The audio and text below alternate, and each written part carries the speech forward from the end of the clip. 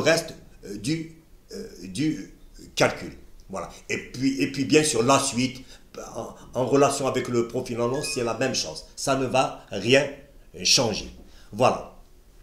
C'est ça que je voulais dire. Donc, dans mon logiciel, nous allons commencer juste, nous allons prendre juste un réseau, le réseau R1, R2, voilà, et on va faire le calcul. Une autre information, voilà un petit exemple aussi que je peux vous montrer, voilà, de calcul, où on voit par exemple une situation future, voilà, nombre de logements raccordés, 1507, nombre d'habitants qui correspond à 4220, et il commence à faire le calcul. Voilà, un nombre de logements, par exemple 1507, le logement, nombre d'habitants correspondant, il connaît le nombre de correspondants, voilà, et de là, il va commencer à calculer le débit moyen. Donc, vous voyez, en appliquant les formules que l'on a vues.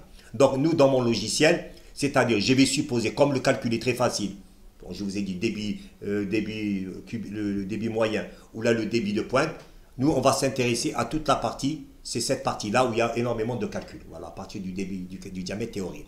Voilà, donc, on va faire comme on a l'habitude de faire, on va faire dimensionnement, on va prendre un exemple de l'exercice qu'on avait pris la dernière fois. Voilà, voilà, on va juste prendre le tronçon R1, R2, juste pour voir. Voilà, donc, on va le refaire, c'est pas R1, R2, N1, voilà. On avait dit on va supposer que c'est un réseau eau usée. Hein.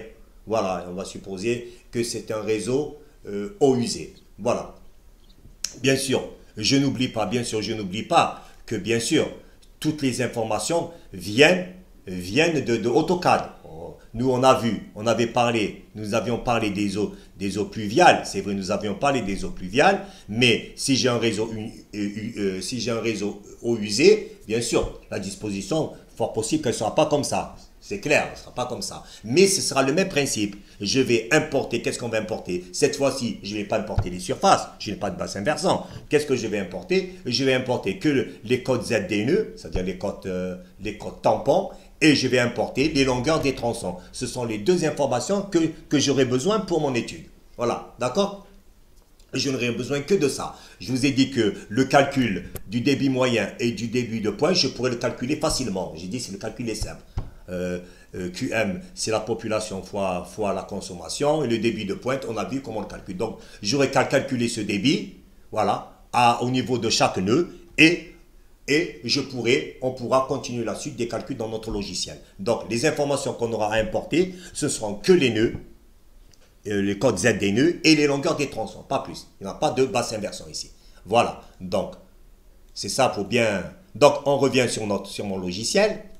Bon, on a fait 49, voilà, 4802. Vous voyez, donc ça ne change pas. Hein. Les calculs, c'est les mêmes. Hein. R1, R2, N2 et 47, 45. 47,45. Bien sûr, cette fois-ci, on va faire eau usée. Calculer. OK?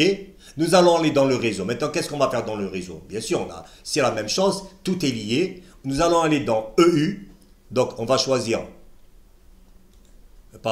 on va choisir EU. Quand on choisit EU, calcul du débit des eaux usées, on a QP, j'ai une information, débit de pointe d'avenir des eaux usées, QM, débit moyen actuel. On va introduire directement le débit par exemple, de cette partie-là.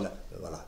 On va introduire. Donc, je suppose dans mon exercice que c'est des habitations à ce niveau-là, comme dans l'exemple que je vous ai montré. Voilà. Pardon, je m'excuse pour pas... Voilà, je reviens.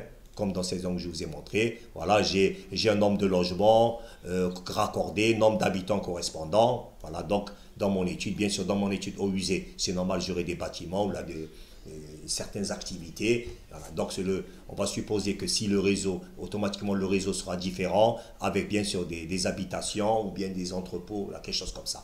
Voilà. Mais l'importation, ce sera que les nœuds, les codes Z des nœuds et les longueurs des tronçons. Voilà. Voilà, ce que je vais importer d'AutoCAD. Je le répète, mais j'insiste dessus. Voilà, donc, dans mon logiciel, qu'est-ce qu'on a dit?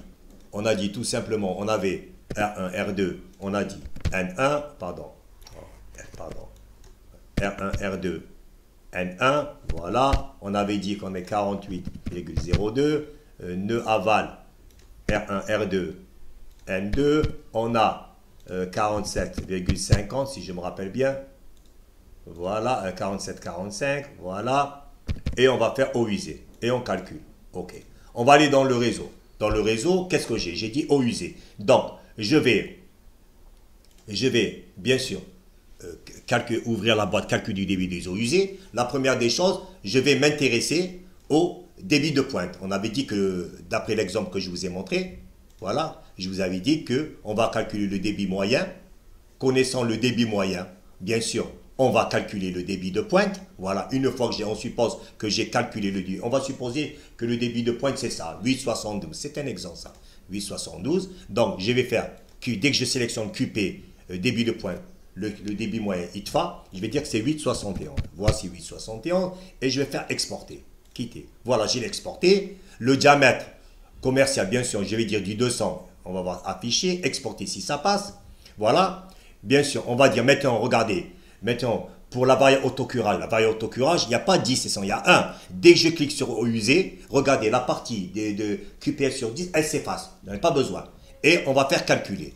Voici les informations. On retrouve, bien sûr, la vitesse VPS, une des conditions, on voit bien qu'il est supérieur à 0,7, EU, VPS supérieur à 0,7. Qu'est-ce qu'on voit? Bien sûr, on a le QPS.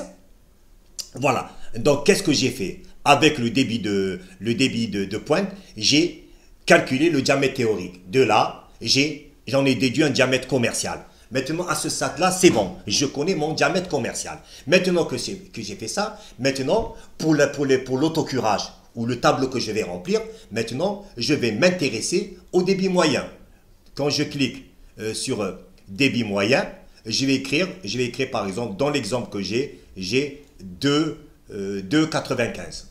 Voilà, 2,95. Donc, j'ai les données, j'ai calculé, je vais 2,95.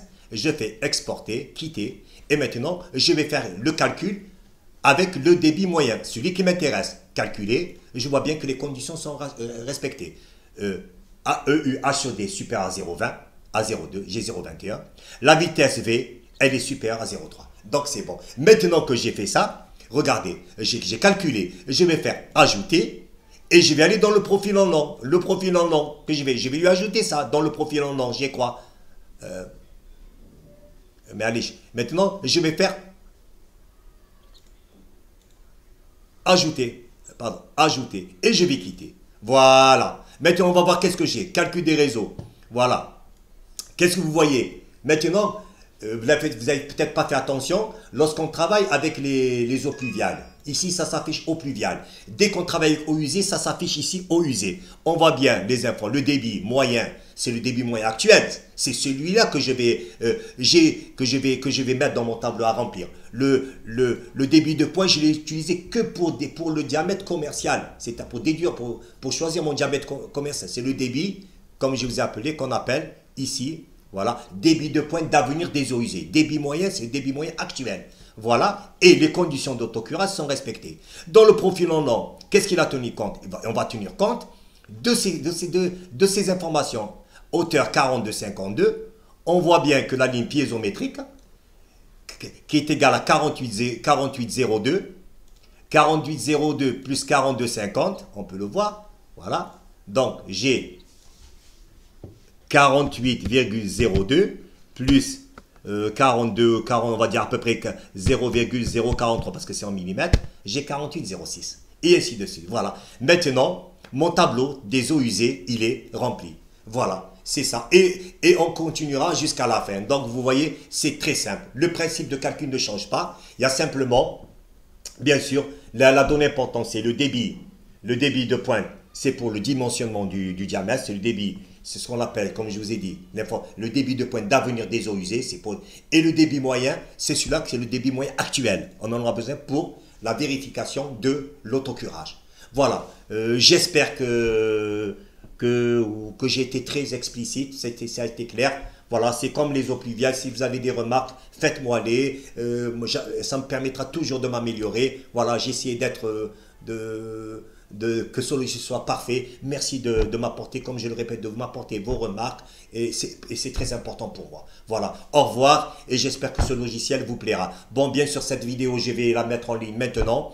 Pour ceux à qui j'ai déjà envoyé le logiciel, il n'y a aucun problème. Bien sûr, ils recevront ces deux dernières parties. Allez, au revoir et merci.